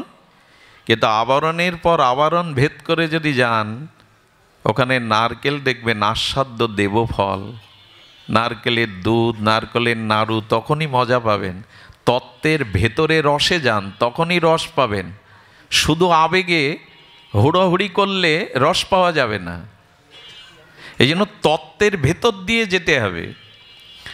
আমরা অনুধাবন করছিলাম তিনটি শক্তি, সন্ধিনী বলা হলো, সম্বিত বলা হলো, এবার লাদিনী বলা হচ্ছে। লাদিনী মানে আনন্দদায়িনী শক্তি বৃত্তি। এইখানে আমার এবার একটু নিচের স্তরে নেমে আসবো এই জন্য যে ভগবান হলো সচ্চিৎ আনন্দময়। এই পরিচয়টা দেওয়ার জন্য ভূমিকাতে আমরা একটু এই দিকে গেলাম। এবার আমরা ফিরে আসি সহজ করে। ভগবানের স্বরূপ কি? সৎ চিৎ আনন্দ। সৎ মানে যার অস্তিত্ব ধ্বংস কখনো হওয়া সম্ভব নয়, ত্রৈকালিক সত্য, পূর্বে বর্তমানে ভবিষ্যতে যার বিদ্যমানতা আছে, ধ্বংস নেই, তাকে বলে সৎ। যেমন দেহ বহুবার ধ্বংস হয়েছে, মাটি হয়েছে চিতায় পড়ে, কিন্তু আত্মা হলো সৎ। ওর জন্ম নেই, মৃত্যু নেই, ব্যাধি নেই, ক্ষয় নেই, লয় নেই, ক্ষুধাও নেই, তৃষ্ণাও নেই, ত্রৈকালিক সত্য, তাকে বলে সৎ। ভগবান হলো সৎ। আর চিৎ মানে জ্ঞান। একটু আগে যে কথা বললাম, ভগবান হলো পূর্ণ জ্ঞানময়। জগতের যত জ্ঞান তার কাছ থেকে ধার নেওয়া, ক্ষুদ্র ক্ষুদ্র জ্ঞান, পরিপূর্ণ জ্ঞানের মূর্ত বিকাশ হলন চিৎ। চিৎ মানে জ্ঞান। আর সচ্চিৎ আনন্দ। আনন্দ তো আর বোঝাবার কথা নয়, পরিপূর্ণ আনন্দ তিনি। এখন ভগবান আর আমাতে পার্থক্য কি? তিনি সচ্চিৎ আনন্দময়। ভালো করে শুনুন, সচ্চিৎ আনন্দময় ভগবানের স্বরূপ। আমার স্বরূপ বলে, আমার স্বরূপ ওই তিনটি। আমার ভেতরে ওই সচ্চিৎ আনন্দ আছে। তার কারণ কি জানেন? অংশীর কিছু গুণাবলী অংশের মধ্যে আসে। আচ্ছা, প্রকাণ্ড একটা অগ্নিকুণ্ড, আগুন জ্বলছে, তার থেকে যে স্ফুলিঙ্গটা বেরিয়ে আসে সেটা আগুন নয়? সেটা আগুন কি না? প্রকাণ্ড অগ্নিকুণ্ড হতে অগ্নির কিছু ক্ষুদ্র স্ফুলিঙ্গ বাইরে এলো, সেটা আগুন কি না? হাতে পড়লে পুড়বে কি না? কিন্তু ওটা বৃহৎ অগ্নিকুণ্ড, আর স্ফুলিঙ্গটা হলো ক্ষুদ্র। তেমনি ভগবান বৃহৎ সচ্চিদানন্দময়, পূর্ণ সচ্চিদানন্দময়। আমি হলাম, আপনি হলাম ক্ষুদ্র সচ্চিদানন্দময়। ওনার সাথে আমার মিল আছে এক জায়গায়, ভগবানের সাথে তারই সৃষ্ট তো আমরা। দেখুন, এই পরিচয় জানলে আপনি আর হীন দিকে, নিচু দিকে নজর দিতে পারবেন না। সুধীজন, আমরা তো আমাদের স্বরূপ পরিচয়টা জানি না। আচ্ছা, কোনো রাজার ছেলেকে কোনো চোর যদি কোনো চোর রাজার ছেলে জন্মাবার 2 মাস পরে তাকে অপহরণ করে নিয়ে যায়, চোরের বাড়িতে শিক্ষা নেই, ভালো খাদ্য নেই, অনুকূল পরিবেশ নেই, ওইখানে যদিও বেড়ে ওঠে, আচ্ছা বেড়ে উঠছে, ওর ওই পরিচয়ও জেনেছে, এরাই আমার পিতামাতা, এই আমার ভাই, কিন্তু ওদের চেহারার সাথে স্বভাব সাথে মিলবে তোর যত বড় হবে? একটু কথা বলুন, মিলবে না। কারণ রাজ রক্ত ওর মধ্যে, রাজ ঐশ্বর্য ওর মধ্যে, রাজ বীর্য ওর মধ্যে, চোরের সাথে মিলবে কেন? বড় হলে মাঝে মাঝে তার মনের মধ্যে উকি দেয়, এদের কারোর সাথে আমার মিল নেই কেন?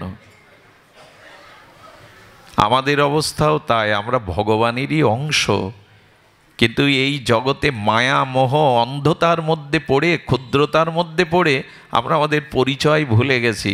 আমি অমৃতের পুত্র, আমি ভগবানের পুত্র, আমি এদের কারো নই, দুদিনের পরিচয় আমার নয়। অমৃতস্য পুত্র, তুমি অমৃতের পুত্র, সচ্চিদানন্দের পুত্র। তোমার ভিতরে ভীরুতা, কাপুরুষতা, ন্যূনতা মানায় না, তুমি রাজার রাজা। ভাগবত এই স্মৃতিটা আমাদের মনে করিয়ে দিতে আসে। এই পরিচয় গীতা শাস্ত্রে ভগবান দিয়েছেন, মামৈ বংশ জীবলোক জীবভূতা সনাতনা মনা ষষ্ঠানি ইন্দ্রাণী প্রকৃতিস্থানি কর্ষতি। ভগবান বললেন জীব আমার সনাতন অংশ। কি বললেন এখানে? জীব আমার সনাতন অংশ, ওর মধ্যেও সচ্চিদানন্দ আছে, তবে ওটা বিভু, আমি অনু। বোঝা যায়? উনি বিভু, আমি অনু। সমুদ্রের জল এক ঘটিতে তুলে নিলেন, ঘটির মধ্যে সমুদ্রের জল, উপাদানে পার্থক্য নেই, কিন্তু সমুদ্র বৃহৎ আর ঘটের জল অনু। তেমনি আমার মধ্যে ওই সৎ চিত আনন্দ আছে অনু পরিমাণে, ওইটাকে জাগাবার নামই হলো বিবেক জাগানো, চেতনা জাগানো। এইটাই ভাগবত জাগিয়ে দেয়। তুমি চোরের ঘরে বড় হয়েছো, অভাব অনটনের মধ্যে বড় হয়েছো, তুমি এদের কেউ নও, তুমি রাজার পুত্র, তুমি অমৃতস্য পুত্র। এই পরিচয়টা যদি জানতে পারেন, আপনাকে নিজেকে শ্রদ্ধা করতে, দেখুন মানুষ যদি, স্বামী বিবেকানন্দ একটা কথা বলেছিল যে নিজেকে বিশ্বাস করে না এই জগতে, সে ভগবানকেও বিশ্বাস করে না। যার নিজের প্রতি শ্রদ্ধা নেই, সে অন্য কাউকে শ্রদ্ধা করতে পারে না। তা আগে নিজের স্বরূপ পরিচয়টা জানুন। আমরা হেলাফেলা নয়, জানেন, ব্রহ্মারও দুর্লভ এই মনুষ্য জন্ম, দেবতাদেরও দুর্লভ যে জন্ম আমরা পেয়েছি, দেবতারা এই জন্ম পায় না। আর সেই মনুষ্য জন্ম পেয়ে সেই সচ্চিদানন্দের অংশ হয়ে করছিটা কি? আমি, আমার পরিচয় কি? এই স্বরূপ পরিচয়, এটা গুরু কৃপা, মহতের কৃপা না হলে উপলব্ধি করা যায় না। ওই চোরের বাড়িতে মানুষ হচ্ছে, ওই সংকীর্ণ আর ওই যে প্রতিকূল পরিবেশে মানুষ হচ্ছে। যদি কোনো সর্বজ্ঞে সে বলে, খোকা তোর চেহারার সাথে, তোর স্বভাবের সাথে এদের মিল নেই, কারণ তুই রাজার ছেলে, তোকে এখানে অপহরণ করে এরা এনে রেখেছে। তখন জানতে চায় আমার বাবা রাজা, এই জন্য তো বলি আমার সাথে এদের মেলে না কেন? আমার বাবার ছবিটা দেখাতে পারো? প্রথমে বলে তোর বাবার নাম বলছি, নামটা মনে মনে করলেও শান্তি পাবি বাবার নামটা, তারপরে তোকে বাবার ছবি দেখাবো, আর একদিন সময় বুঝে এদের কাছ থেকে নিয়ে তোকে তোর পিতা রাজার কাছে ফিরিয়ে এনে যাব। তেমনি আমাদেরও মাঝে এই সাধু গুরুরা এসে জানিয়ে দেন, তুমি এদের কেউ নও, তুমি ভগবানেরই, তুমি সচ্চিদানন্দের অংশ। এটা গুরুদেব এসে জানিয়ে দেয়। গুরুদেব বলে দেয় তুমি সচ্চিদানন্দের অংশ, তুমি অমৃতের পুত্র, তুমি এদের কেউ নও। এসছো দুদিনের কর্তব্য করতে। গুরুদেব কি দেয়? নাম দেয়। তোমার বাবার নাম, পরম পিতার নাম এই কৃষ্ণচন্দ্র। তারপরে ঘরে আমাদের ভগবানের বিগ্রহ দিয়ে দেয়, এলো তোমার বাবার ছবি, পরম পিতার ছবি। ওই নাম পেলে আর তার ছবিটা পেলে ইচ্ছা করে না তার কাছে ফিরে যেতে? বুঝতে পারছেন? এই জন্য হরি নাম, হরি কথা যত শুনবেন তত আপনার স্বরূপ পরিচয় জেগে যাবে। আমি তো এদের নই, এ জগতে তো আমি বিদেশি হয়ে এসেছি, আমার দেশ তো এটা নয়, ভগবানের ধামই আমার স্বরূপ। এই পরিচয় সাধুগুরু বৈষ্ণব তত্ত্ব দিয়ে যখন জানিয়ে দেয়, তখন লোভ হয়, আকর্ষণ হয়, কবে ফিরে যাব। এই মরজগৎ থেকে সেই অমৃতের এরই নাম যাত্রা। আর এটা জাগিয়ে দেয়, এই ঘুমকে ভাঙিয়ে দেয় শ্রী গুরুদেব, সাধুগণ। কিন্তু আমাদের এই সনাতন ধর্মের এখন একটা যন্ত্রণা দেখা দিয়েছে। যন্ত্রণাটা আমাদের খুব যন্ত্রণা দেয়। প্রতিটা অভিভাবক মনে করে আমার ছেলে মেয়েটা ভালো শিক্ষকের কাছে পড়াশুনো করুক, অনুশীলন করুক। এটা সকলেই চায়। আমার ছেলেটার মধ্যে প্রতিভা আছে, তাকে প্রশিক্ষক রাখা হোক, সেটা সঙ্গীতে হোক, ক্রীড়াতে, খেলাধুলোয় হোক। সব বেলায় একজন অভিভাবক তত্ত্বজ্ঞের কাছে ছেলে মেয়েকে আমরা সঁপে দিই। অথচ মানুষ হওয়ার জন্য, ভগবানকে ভজনের জন্য যে গুরুকরণ করতে হয়, এইটাই সনাতন ধর্মের অভিভাবকদের মধ্যে আজও বোঝানো যায়নি। আরে ক্রিকেট খেলবে, ফুটবল খেলবে, জ্যামিতি শিখবে, ইংরেজিতে পারঙ্গম হবে, এই জন্য প্রত্যেকেই চায় একজন অভিজ্ঞ শিক্ষক, অভিজ্ঞ প্রশিক্ষকের কাছে ছেলে মেয়েকে দিতে। অথচ ভগবানকে জানার জন্য, আধ্যাত্ম অনুশীলনের জন্য গুরুদেব প্রয়োজন। এই প্রয়োজনটা আমাদের। আরে ধর্মকর্ম পরে, ধর্মকর্ম হলো অষ্টম সাবজেক্ট। বৃদ্ধ হবি, বাড়ি বসে অবসরে যাবি, তখন হরি হরি করবি। এই হলো এই জাতির দুর্দশা। এরা সব বেলায় গুরু খোঁজে, অথচ জীবন গঠনের জন্য, ভগবত অনুশীলনের জন্য এরা গুরুকরণকে এখনো স্বীকৃতি দেয়নি। আর এ দোষ শুধু অভিভাবকদের নাই, আমাদের বাংলাদেশে দুটো সমস্যা দেখা দিয়েছে। এক ভগবান আর গুরুদেব। একটু রোগ সারতে পারলে, একটু বিভূতি দেখাতে পারলেই পদ্ম ফুলের উপরে ছাপিয়ে বানিয়ে কয় আমি ভগবান। আমাকে একজন বৃন্দাবনের মহাত্মা বলেছিল, তোমাদের বাংলাদেশে খুচরো ভগবান আর খুচরো গুরুদেবের খুব প্রকট এখন। যে সে ভগবান সেজে বসে, একটু এই ব্যাসাসনে বসে কথা বলতে পারলেই সে গুরু সেজে বসে, হাজার হাজার শিষ্য করে বসে। বাংলাদেশে ভগবান আর গুরুর খুচরো খুব বেশি মেলে।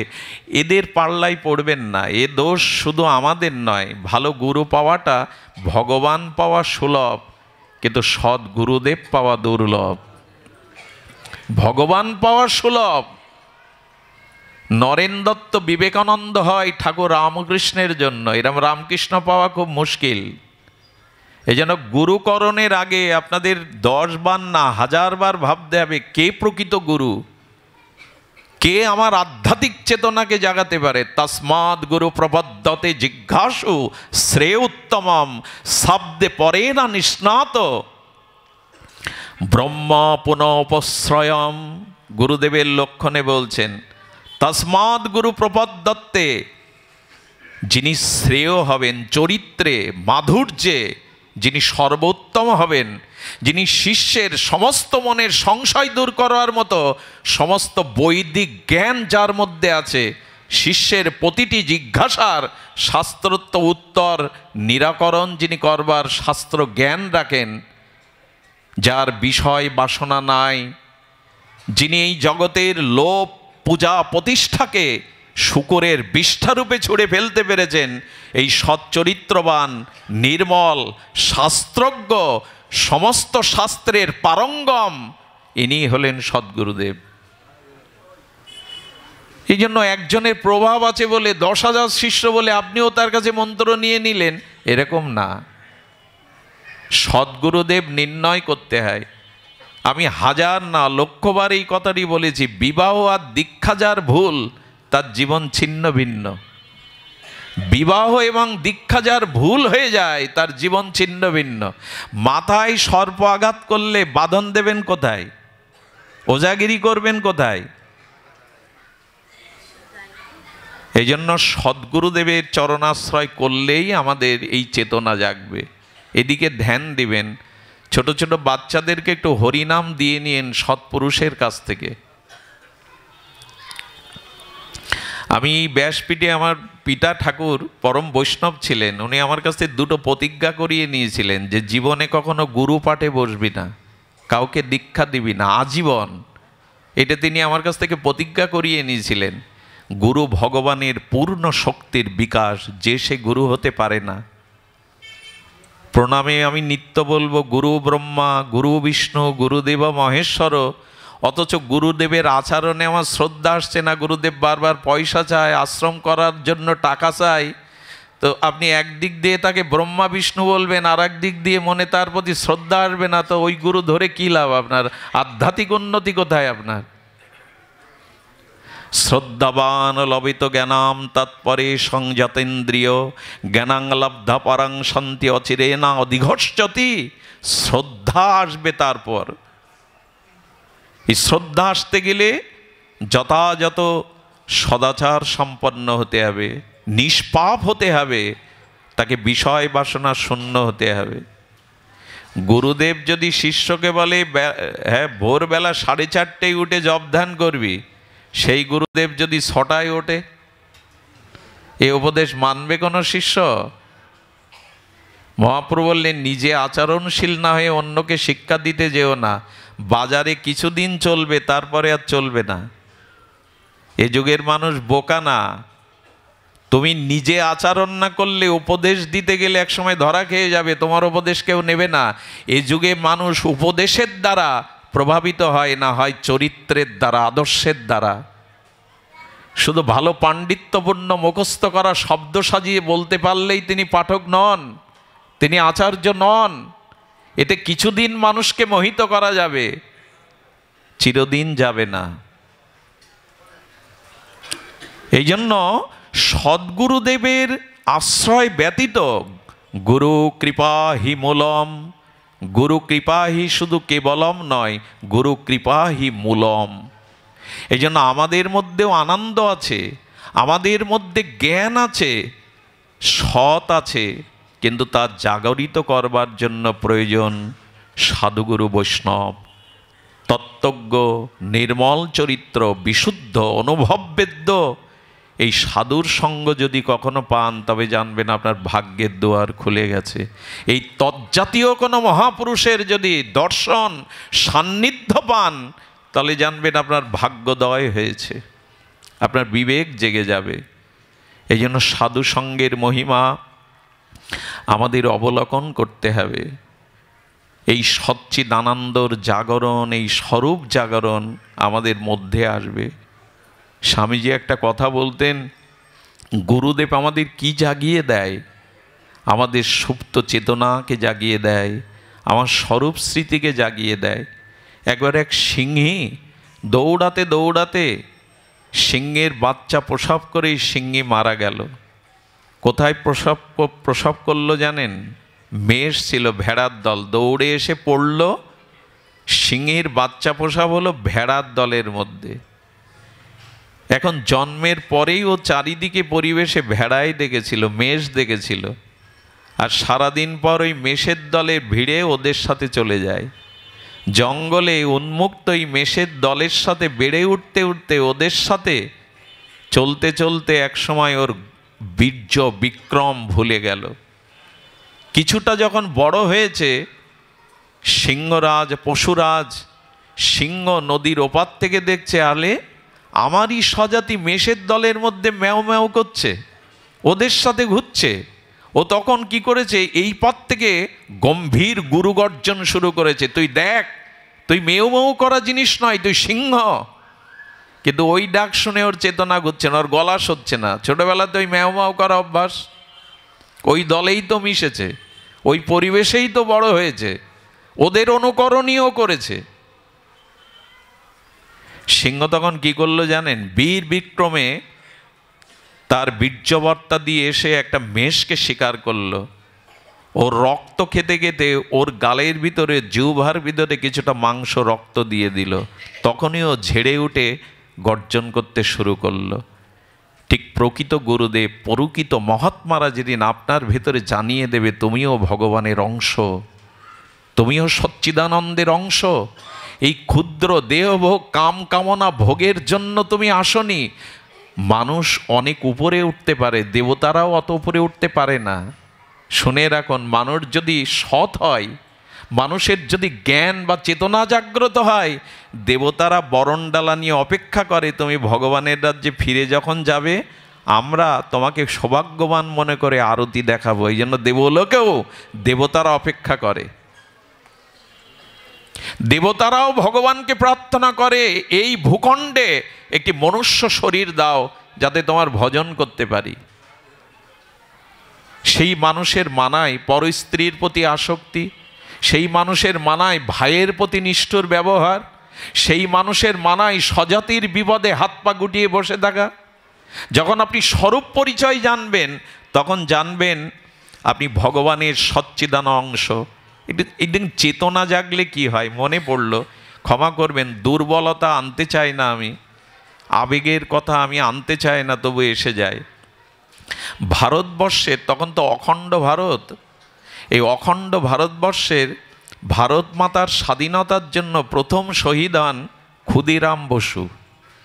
এনার বয়স কত তখন? 18 বছরের যুবক। কত বছর বয়স? 18 বছর। ক্ষুদিরাম নামটা কেন জানেন? সে সময়ের সমাজের প্রেক্ষাপটে ক্ষুদিরামের গর্ভধারিণী সন্তান প্রসব হলে সন্তান মারা যেত। তা গ্রাম বাংলা একটা প্রচলিত সংস্কার ছিল যে মার গর্ভের সন্তান প্রসব হওয়ার পর যদি বারবার মারা যায়, তো এই সন্তানকে বাঁচানোর জন্য মাসি বা অন্য কারো কাছে বিক্রি করে দিত। এরকম একটা প্রচলিত ধারণা ছিল, থাকে তো অনেক দেশাচার লোকাচার। তো ক্ষুদিরামের মা তার মাসির কাছে 1 কেজি খুদের বিনিময়ে ওকে বিক্রি, যদি বেঁচে থাকে সন্তানটি। মার মন তো, এই জন্য ওর নাম রাখা হয় ক্ষুদিরাম। মাসির বাড়িতে ওর কাজ কি ছিল জানেন? অভাব ছিল তো ফুলের মালা মাসি তৈরি করে দিত, আর ওইটা বিক্রি করে ফেরি করে যা কিছু উপার্জন হতো মাসির সংসার চলতো। খুব বেশি লেখাপড়াও শিখতে পারেনি ক্ষুদিরাম, কিন্তু মাসি তার হাতে তুলে দিয়েছিল শ্রীমদ্ ভগবদ্ গীতা। বাংলায় পড়তো সে। এই গীতা পড়তে পড়তে ভগবানের প্রতি তার বিশেষ আকর্ষণ চলে আসে, তার ভিতরে চেতনার জাগরণ ঘটে। চেতনা না থাকলে 18 বছরের ছেলে কখনো দেশমাতৃকার জন্য জীবন দিতে উদ্যত হয়? আজকের কিশোরদের কি দশা দেখছেন, আমার ঘরের ছেলেদের কি দশা। ড্রাগে আসক্ত তারা, কিশোর গ্যাংয়ের অত্যাচারে দেশের ভূত ভবিষ্যৎ অন্ধকার দেখছি আমরা। এমন কাজ নেই যে তারা করছে না, ড্রাগে আসক্ত, পথহারা তারা। আজকের যুবক, এখানে একজনও যুবক নেই যারা সমাজটাকে জাগাবে, আমাদের চেতনাটাকে ধারণ করবে, এখানে একজনও যুবক নাই, যুবতী নাই। আমাদের কীর্তন, আমাদের নামযজ্ঞের আসরে কারা থাকে সামনে? কিছু মনে করবেন না, বয়োবৃদ্ধ এবং বৃদ্ধাগণ। তাদের দিয়ে সমাজ এখন কিছু পাবে না। যাদের এখানে, আচ্ছা, বাসি ফুলে কেউ বাসর সাজায়? একটু কথা বলুন, বাসি ফুলে বাসর সাজায়?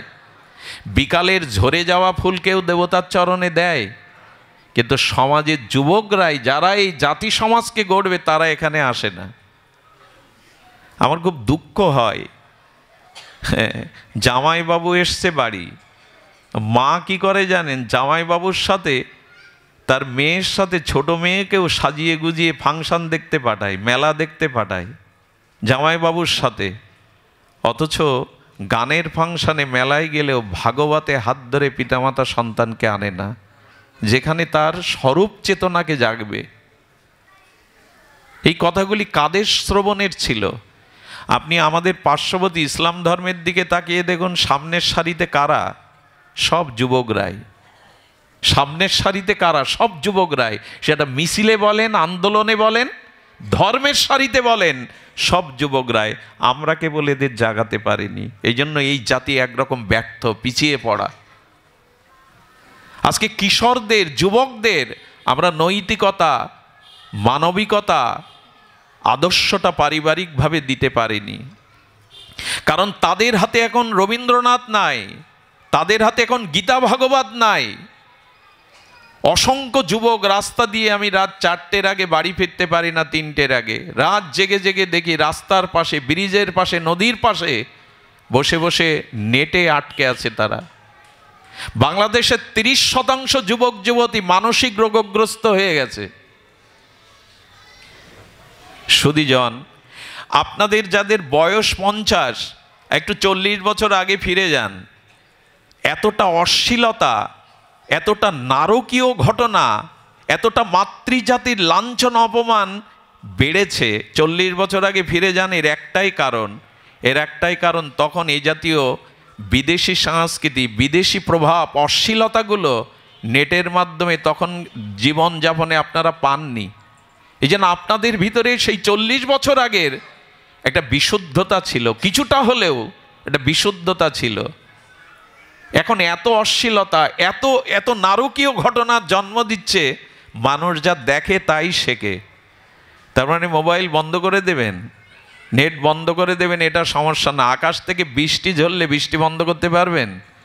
উপায় কি জানেন? ছাতা ধরার। বৃষ্টি বন্ধ করার প্রয়োজন নাই তো ওটা পারবেন না, ধরতে হবে ছত্র, ছাতা। তেমনি সন্তানদেরকে সৎ দীক্ষার দ্বারা, শাস্ত্র জ্ঞানের দ্বারা সুসংস্কার দিন, যাতে বৃষ্টির মধ্যেও ছাতা ধরে তারা নিরাপদ থাকতে পারে। এই সংস্কারটাই দরকার। তো সেই সংস্কার কোথায় এখন? সংস্কারটা কোথায় আমাদের? সব তো ওই হই হুল্লোড় এই করেই চলছে। ধর্ম, যাগ, যজ্ঞ, অনুষ্ঠান, হই হুল্লোড় ছাড়া কি আছে? লাইট, প্যান্ডেল, হই হুল্লোড়, এই হলো একটা 4-5 দিনের একটা উৎসব হলো। চেতনার জাগরণ কোথায়? ভাগবতটা সাধারণ কোনো জিনিস নয়, এটি গল্প গাথার ঠাকুরমত ঝুলি নয়। ভাগবতের প্রতিটি অধ্যায় মানবিক চেতনা, মনুষ্যত্ববোধকে জাগাতে এসছে, স্বরূপ স্মৃতিকে। সুধীজন, এই জন্য সংস্কার দিন। ক্ষুদিরাম গীতা পড়তেন, আর এই জন্য দেশমাতৃকার শৃঙ্খল মুক্তের জন্য তার হৃদয়ে চেতনা জাগলো। ক্ষুদিরাম কি করতো জানেন? ক্ষুদিরাম এই চেতনায় হয়ে আপনারা জানেন তিনি বোমা মেরেছিলেন। মাস্টারদা বা তখনকার বিপ্লবীদের শরণাপন্ন হয়ে তিনি দেশমাতৃকার জন্য বোমা মেরে ইংল্যান্ডের 2 জনকে, সম্ভবত 2 জন নারীকে সম্ভবত হবে, কিন্তু দেশবন্ধু চিত্তরঞ্জন তখন কলকাতার হাইকোর্টের পতিতযশা উকিল, উনি বলেছিলেন একবারের জন্য মিথ্যা বলো ক্ষুদিরাম, যে বোমাটা আমি মারিনি। তোমার বয়স 18 বছর, আমি আইনের দিয়ে তোমাকে মুক্ত দিতে পারি, মৃত্যুদণ্ড তোমার হবে না। হাসি মুখে বলেছিলেন, স্যার, গীতা আমাকে মিথ্যা বলতে শেখায়নি। এটা আমার জন্য গর্বের, দেশমাতৃকার জন্য। দেখুন, একটা 18 বছরের যুবকের চেতনা দেখুন, এটা আমার কাছে গর্বের। মিথ্যা বলেননি তিনি। ফাঁসির রায় কার্যকর হওয়ার 1 সপ্তাহ আগে জেলের মধ্যে বন্দি দশায় ক্ষুদিরামের কাছে জানতে গেলেন তোমার কোনো শেষ ইচ্ছা আছে কি না। এটা মনে হয় নিয়মে আছে, আইনে আছে, ফাঁসির আসামির একটা শেষ ইচ্ছা পূরণের জন্য।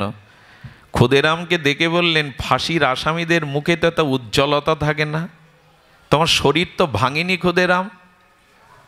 আচ্ছা, তোমার মৃত্যু ভয় নেই? 1 সপ্তাহ পর ফাঁসিতে ঝোলানো হবে, তোমার আদেশ হয়ে গেছে, রায় হয়ে গেছে। জেলার, আমার গীতা আমাকে শিখিয়েছে আমার মৃত্যু নেই। এই শরীরটা জামা কাপড়ের মতো বহুবার পরিবর্তন করা যায়, আমার আত্মার মৃত্যু নেই। নৈনং সিদ্ধান্তি নৈনং দহতি পাবক ন ক্লেদন্তি শোষুত মারত।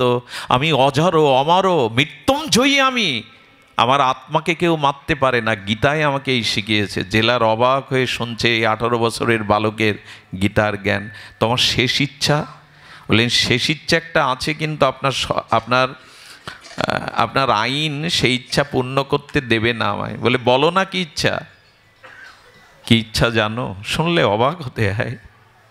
বলেন, ফাঁসির মঞ্চে কালো কাপড় আমার মাথায় দেওয়া যাবে না, কোনো জল্লাদ ফাঁসির রশি আমার গলায় দিতে পারবে না, আমি নিজেই আমার ফাঁসির রশিটা আমি গলায় পরিয়ে দেব। পারবেন এই ইচ্ছা পূরণ করতে?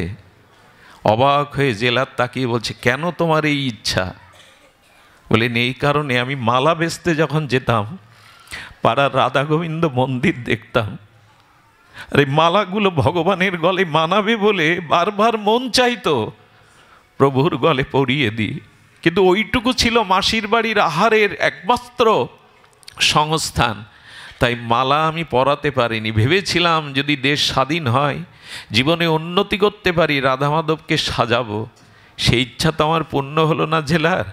তা আমি গীতার দ্বারা জেনেছি আমার রাধা মাধব আমার হৃদয়ে আছে, আত্মারূপে আমার হৃদয়ে আছে।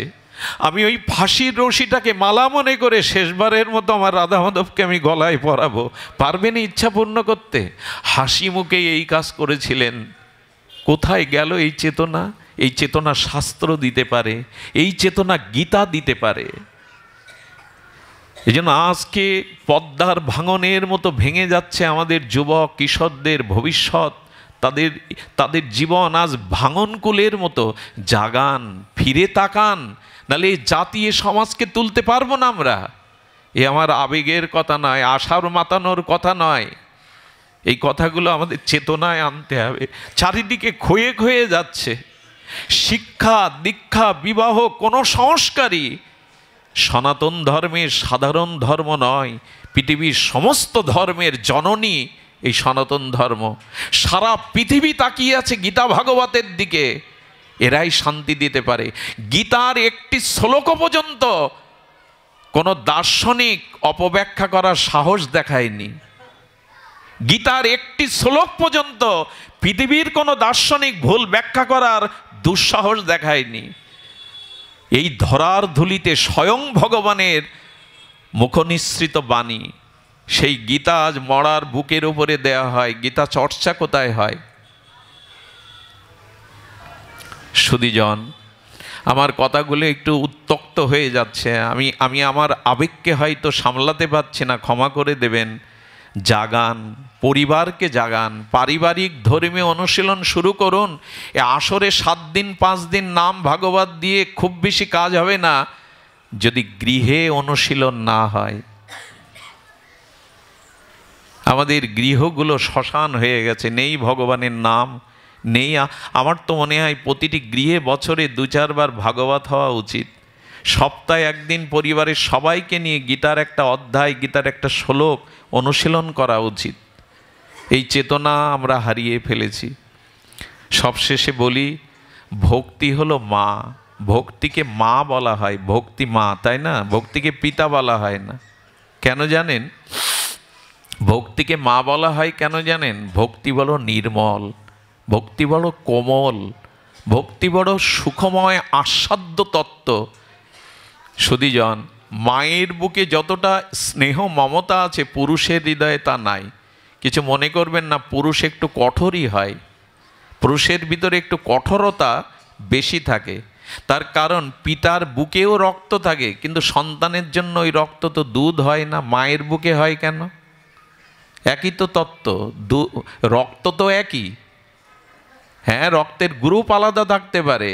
এ রক্ত মাংসের শরীরে পিতার বুকে তো 1 ফোঁটা দুধ রচনা করতে পারবেন না। মায়ের বুক চিরে সন্তানের জন্য দুধ আসে কেন?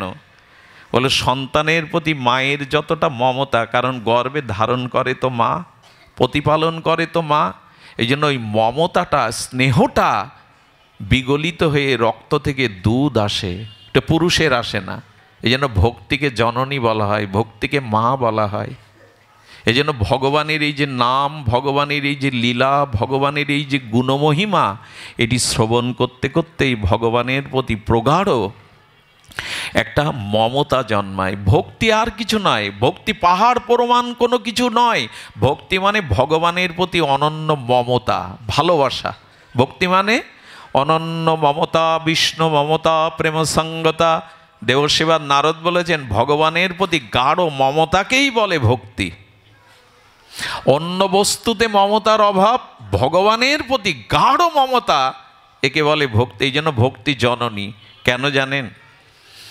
বাবা যদি কাচানো কোট টাই প্যান্ট পরে, কাচানো ধুতি পরে অফিসে বা ব্যবসা ক্ষেত্রে যায়, ছেলের গায়ে ধুলাবালি মাখা, লালা মেখে আছে, ছেলের গায়ে লালা ধুলাবালি মাখা, বাবা কোলে নাও, নেয় তো? আরে আরে আমার কাছে এখন আসিস না, যা মার কাছে যা। দেখিয়ে দেয় কার কাছে? মার কাছে যা। বাবা সবসময় ওভাবে কোলে নেয় না। মার কাছে যাওয়ার সাথে সাথে মাও কি বাবার মতো একই কথা বলে, যা চলে যা, কোলে নেব না? স্নেহ মই মা, স্নেহবৎসলা মা সন্তানকে কোলে করে আঁচল দিয়েই তার ধুলাবালি লালাগুলো মুছে নিয়ে বুকে জড়িয়ে ধরে। এই জন্য ভগবানের প্রতি যদি ভালোবাসা হয়, মমতা হয়, ভক্তিও আমাদের কোলে তুলে নিয়ে আমাদের পাপ আবর্জনা ধুলাবালি মুছিয়ে দেবে। ভক্তি মুছিয়ে দেয়। ভক্তি হলো মা। ভগবানের প্রতি যে প্রগাঢ় নিঃস্বার্থ ভালোবাসা, এই ভালোবাসা মমতা তো সংসারে রূপ যৌবনে, ভগবানের প্রতি মমতা কই? এক শিক্ষিকাকে আমি চিনি, চৈত্র বৈশাখ মাসে তার ঠাকুরকে ৮-১০ বার জল দিয়ে আসে। আমি একদিন বলছি, মা তুমি ৮-১০ বার ঠাকুরকে জল দাও কেন? বলো, চৈত্র বৈশাখ মাসে যখন আমার জল পিপাসা লাগে আমার মনে হয় আমার গোপালেরও পিপাসা লাগছে। এরে বলে মমতা। ওরও তো পিপাসা লাগে, ওটাকে কাঠ পাথর মনে করে না।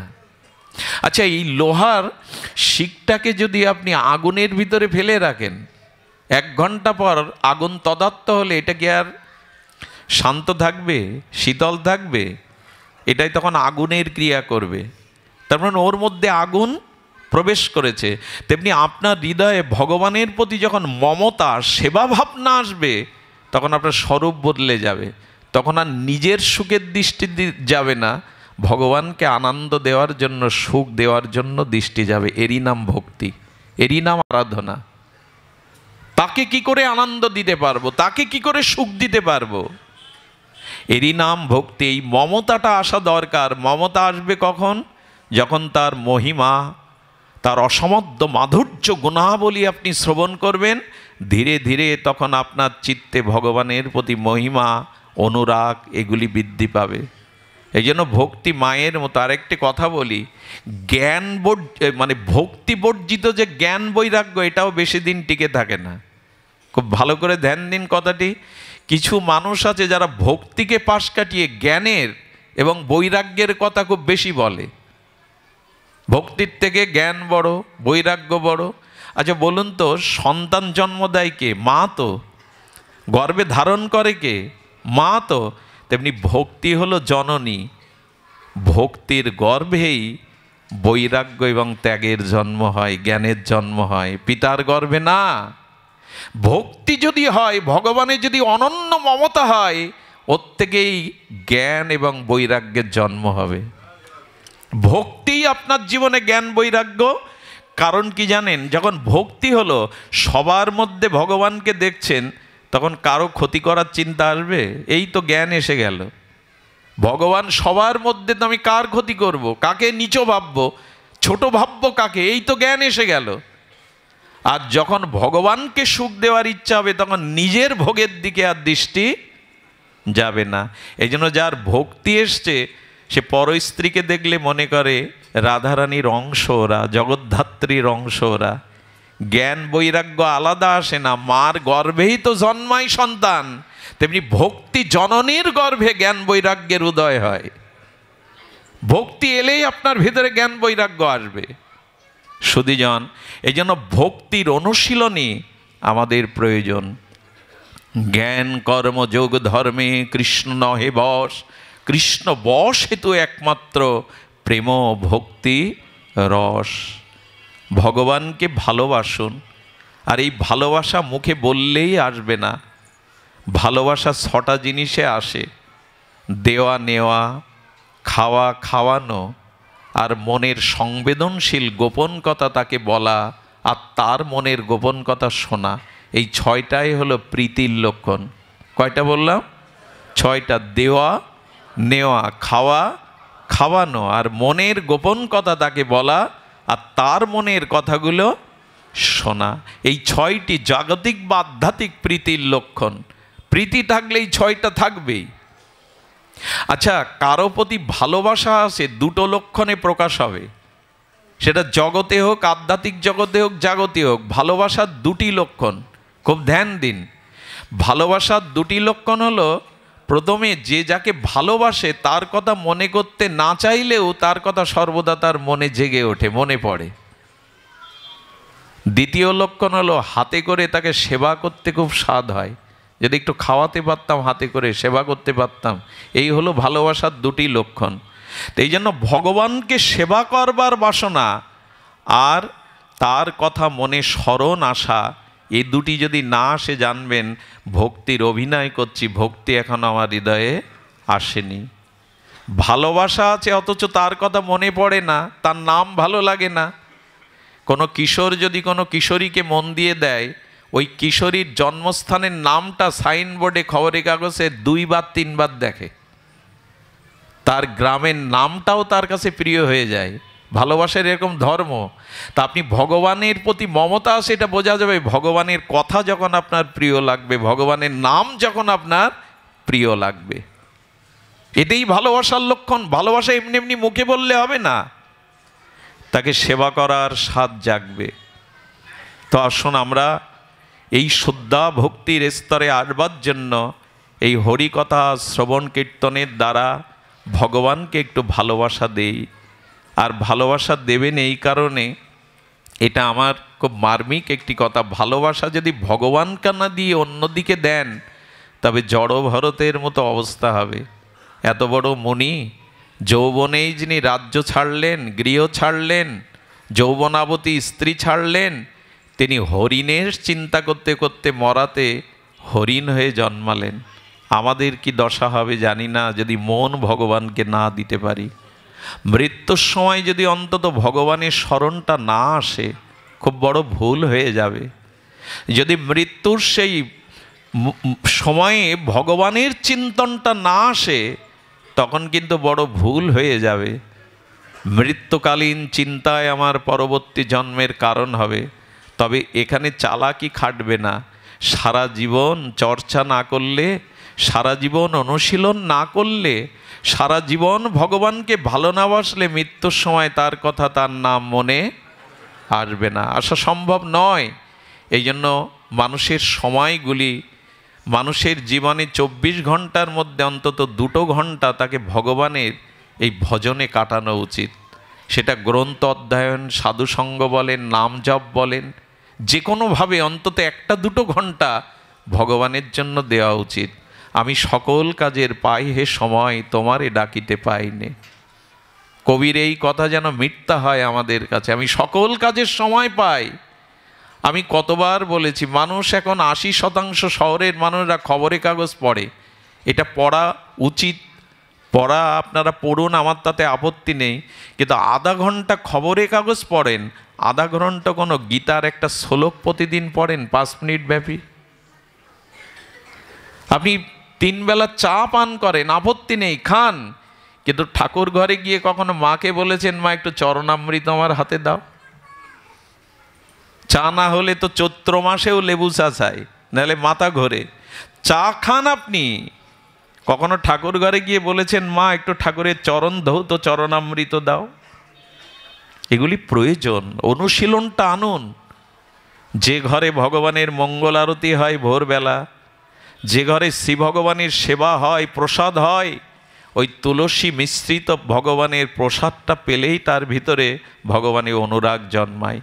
সুধীবৃন্দ, এই জন্য আসুন আমরা আমাদের জীবনকে তিল তিল করে, প্রতিটি ক্ষণকে আমরা আধ্যাত্মিক চেতনায় ফিরিয়ে আনার চেষ্টা করি।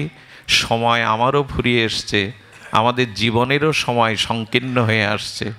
কখন কার সময় ফোরাবে জানি না। এর মধ্যে অনেক ব্যক্তি আছেন, আমারও বা কিডনি ভালো আছে আমি বলবো কি করে, আমারও বা লাংস ভালো আছে কি করে বলবো? কালকেই হয়তো ধরা পড়লো মরণ ব্যাধি।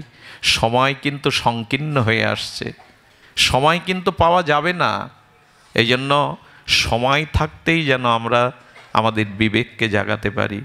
অনেক দিন বাদে এই গোপালগঞ্জে শ্রীমন্দিরে এসে ভালো লাগলো, আপনাদের মঙ্গলময় উপস্থিতি, আপনাদের বিশুদ্ধ শান্ত পরিবেশ। আমি আপনাদের চরণে মাথা বিকিয়ে প্রণাম জানাচ্ছি আপনাদের এই হরিকথা শান্তভাবে শোনার জন্য। আজকের অনুষ্ঠানটা মূলত বরুণকান্তি বিশ্বাসের আত্মার শান্তি কামনায়। একটা কথা বলি, সন্তান রিঙ্কু বিশ্বাস এবং পিঙ্কু বিশ্বাস, একটা কথা বলি, এই ভাগবতের মাধ্যমে কে যেন একজন আমাদের শুভর কাছে মনে হয় প্রশ্ন করেছে যে এই পাঠ দিলে কি তার আত্মার কল্যাণ হয়? সত্যি সত্যি সে সারা জীবন পাপকর্ম করলো, সারা জীবন অন্যায় করলো, আর পাঠ দিলাম উদ্ধার হয়ে গেল? পাপ কর্মটা আর পুণ্যকর্মটা আলাদা। অনেক মানুষ দেখবেন প্রশ্ন করে, একটা মানুষ ভগবানকে স্মরণ করে না, তার মানবিক মনুষ্যত্ব নেই, অথচ বাড়ি গাড়ি সুখে আছে সে। আর যে ভগবান ভগবান করে, আদর্শ নিয়ে চলে, তার দুঃখ ব্যাধি যন্ত্রণা তো তোমাদের হিসাব তো মেলে না। একটা জিনিস বলি, যে মানুষ অন্যায় অত্যাচার করেও ভালো আছে, এই ভালো টাকা তার অনেক জন্মের পুরনো ফাইল। সে কোনো জন্মে পুণ্য ভালো কর্ম করেছিল সেটা পাচ্ছে, আর এখন যেটা পাচ্ছে ওই ফাইলটা এখনো প্রকাশ হয়নি, পরবর্তীতে হবে। এই জন্য ভাগবত পাঠের দ্বারা কি হয় জানেন, এই শব্দ হলো নিত্য। এই যে ইথার তরঙ্গে শব্দগুলো চলে যায় না, ওই শব্দ যদি আত্মার উদ্দেশ্যে, মানে বিকাশে নাম্বারে টাকা পাঠালে আসে না আপনাদের মোবাইলে টাকা, তো একটা যন্ত্র টিপলে যদি আমেরিকার সরাসরি কথা বলতে পারেন নিজের ভাইয়ের সাথে, বন্ধুর সাথে, ভিডিও কলে যদি আমেরিকার আপনি এখানে কথা বলতে পারেন, তো ভক্ত যদি ভগবানের কাছে হাত তুলে আত্মার জন্য প্রার্থনা পাঠায়, ওটা যাবে না তার কাছে? অবশ্যই যাবে। এই জন্য আপনারা সবাই একটু হাত তুলে ওনার আত্মার কল্যাণে প্রার্থনা করুন, উনি যেন দিব্য ধামবাসী হন। জয় শ্রী গুরু প্রেমানন্দে হরি বল।